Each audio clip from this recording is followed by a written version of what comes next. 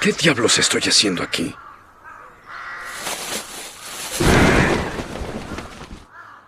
¿Qué pasó anoche? Todo está borroso. Vaya, vaya. Todo el mundo está emocionado. Anuncian que hay una amenaza dragón y de repente se hace la fiesta. Me pregunto si Metal Bat seguirá vivo cuando lo encuentre. ¿Cómo es que...?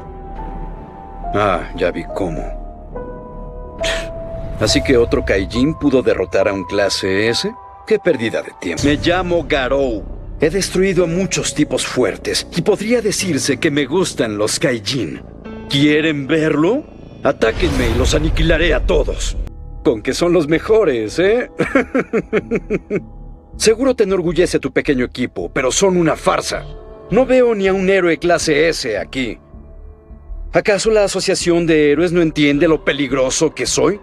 Sabía que una amenaza a nivel dios como nadie ha visto llegaría pronto. Pero la bola de carne tiene razón. Ni todos estos donadies combinados serían capaces de vencerme. Ese libro que tienes ahí se ve muy interesante. No seas egoísta, estos niños de ahora. ¡Vaya! ¡Mira eso! También incluye a todos los Kaijin. Eso sí me interesa. ¿Un clase S? ¡Ah!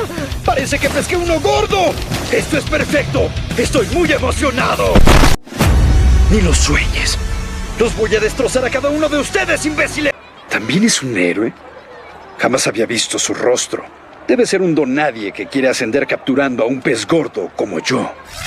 ¡Pero será al revés! ¿Qué?